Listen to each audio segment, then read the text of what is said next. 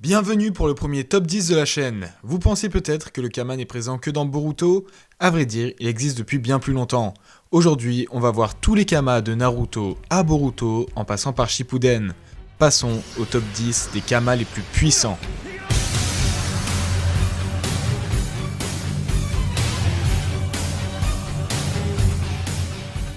Numéro 10. En dernière position, nous avons le Kama blanc de Code. Petite piqûre de rappel, un Kama est un sceau contenant tout le patrimoine génétique d'un Otsutsuki. Ces données ont pour mission de se répandre dans le corps du réceptacle, afin de le transformer entièrement en l'Otsutsuki en question. Ainsi, Ishiki a posé un Kama à Code dans l'espoir de ressusciter à travers lui, mais un événement exceptionnel s'est produit. Son corps ne pouvait permettre la résurrection de Ishiki, mais a tout de même conservé ses données, ce qui a résulté en un Kama blanc. Comme il s'agit d'un cas inhabituel, on manque d'informations sur son sceau. Certes, les données génétiques de Code ne sont pas réécrites en celles de Ishiki, mais cela l'empêche-t-il d'utiliser ses pouvoirs à l'aide du Kama? A priori, je dirais que oui, ce serait cheaté qu'il ait autant de puissance sans le contre-coup de petit à petit voir son identité disparaître. C'est pour ça que le Kama blanc de Code est en dernière position. Numéro 9. Juste au-dessus, nous n'avons rien de moins que le protagoniste de l'œuvre, Boruto.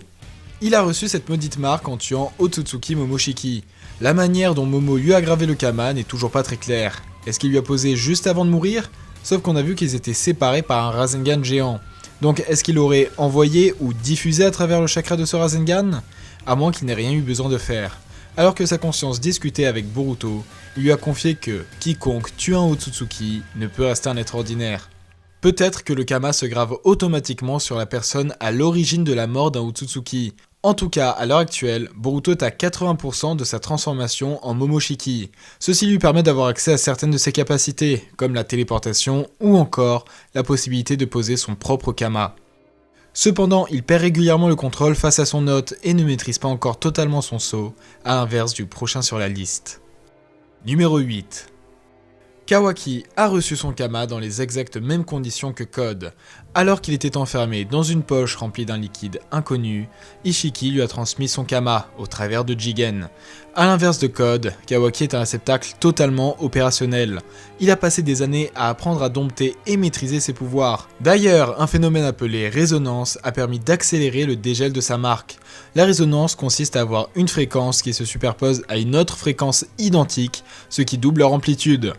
Pour la faire simple, avoir le Kama de Boruto et Kawaki à côté leur a permis d'accélérer leur Otsutsukification. Ceci permettait aussi de déployer automatiquement le Kama de Boruto lorsque Kawaki activait le sien. L'inverse doit être vrai aussi, mais puisque Boruto ne le maîtrisait pas, il ne savait pas l'activer tout seul. En tout cas, pas volontairement. Même s'il est actuellement libéré du sceau, Kawaki possède toujours les gènes de Ishiki incluant ses pouvoirs. À la différence de Boruto, il les maîtrise parfaitement. Numéro 7. On a vu tous les Kamas présents dans Boruto, sachant qu'ils sont en dernière place, de quoi je vais bien pouvoir vous parler maintenant. A vrai dire, pour être précis, on a plutôt vu 2 Kamas normaux et un dérivé, le Kama blanc. Et des dérivés du Kama normal, il en existe une chier. Celui dont je suis sur le point de vous parler est très particulier, car il ne comprend même pas de motif sur le corps. Pas de losange noir, blanc ou rose fluo, que ce soit sur la main, le menton ou encore ailleurs. Il s'agit du cycle de réincarnation de Indra et Ashura. Je vous l'ai expliqué, le Kama permet d'implanter son ADN en quelqu'un, mais il permet aussi de lui implanter son esprit, sa volonté.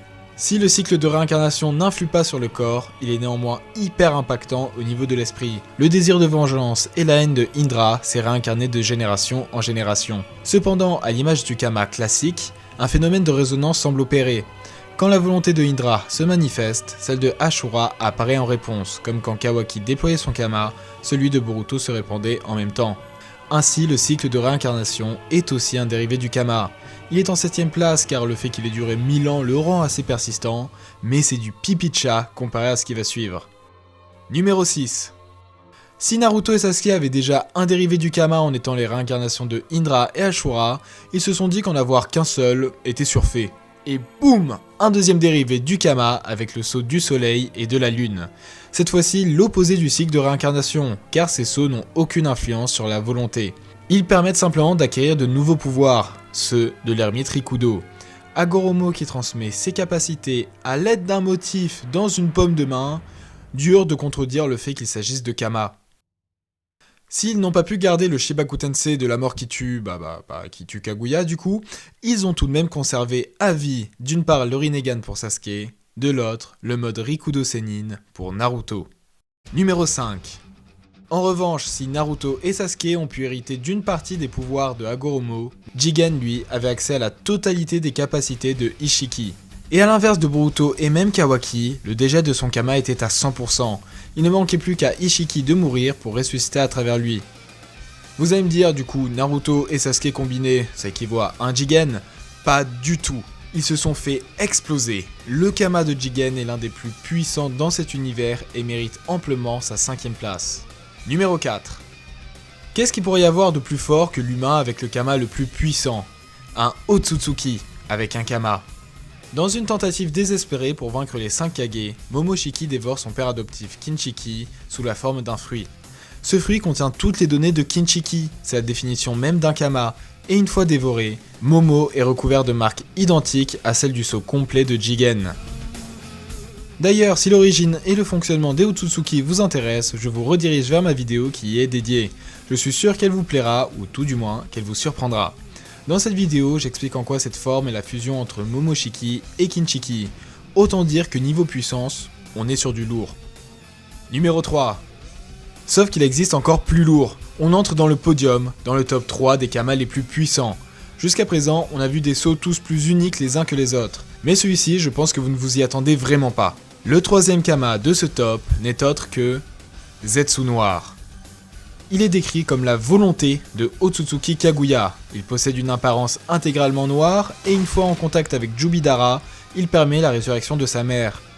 Zetsu Noir est un Kama sur pattes. Il est doué de conscience et fera de son mieux, quitte à prendre plus de 1000 ans et être à l'origine de la presque totalité des conflits dans le monde, afin de ressusciter son Otsutsuki. Autant dire qu'avec un Kama pareil, on est sûr de ressusciter. Numéro 2. Le numéro 2 est plutôt une mention honorable avant de vous révéler le Kama le plus puissant de cette liste. Le numéro 2 est celui de Kawaki. Non, pas celui de Ishiki dont on a déjà traité et qu'il a d'ailleurs perdu. Je parle du futur sceau qui lui sera gravé à l'avenir. Il existe 3 potentiels coupables. La première possibilité est qu'il s'agisse du Kama d'un autre Otsutsuki, en l'occurrence l'Otsutsu King, qui est le dernier de son clan à être opérationnel selon moi. Mais je ne pense pas qu'il s'agisse de son Kama. Déjà, on pose un Kama quand notre vie est menacée. On va pas s'amuser à ressusciter à travers plein de gens pour le fun. Mais aussi parce que je ne vois aucun intérêt scénaristique à apporter le sceau d'un énième Otsutsuki. Donc selon moi, Kawaki n'aura pas le Kama de l'Otsutsu King. Deuxième possibilité, ce serait Code qui compte devenir un Otsutsuki et qui lui posera la marque. Comme je viens de le dire, on ressuscite pas sans raison, mais on peut imaginer qu'il cherche à ressusciter à travers lui car Boruto lui aurait posé un Kama. Mais quand bien même, comment Code va-t-il devenir Otsutsuki? Comme je l'ai dit dans ma preview 58, il ne plantera pas Jubi sur Terre. Ok, il peut planter Jubi dans la dimension où Ishiki est mort, mais d'une part, il ne peut pas s'y téléporter, de l'autre, même s'il arrivait à se rendre dans cette dimension avec Jubi, il ne pourrait y sacrifier personne. Ni Kawaki car il faut qu'il soit vivant pour qu'on lui pose un Kama, soyons logiques, ni Boruto. Déjà parce que Boruto est vivant dans le futur, mais aussi parce qu'il a toujours le Kama de Momoshiki. Si Boruto est sacrifié à Jubi et qu'il ressuscite à travers quelqu'un, il n'aura plus ce sceau. Donc, Code ne peut pas être celui qui posera un Kama sur Kawaki. La dernière possibilité qui me semble la plus probable est qu'il s'agisse de Boruto. Attention, quand je dis Boruto, ça peut être Boruto ou Borushiki. Si c'est le deuxième cas, ils seraient alors tous deux réceptacles de Momoshiki. J'y ai déjà dédié une vidéo dans laquelle j'explique pourquoi cette piste fait sens et serait intéressante. Mais bon, ça pourrait aussi être le sceau de Boruto lui-même.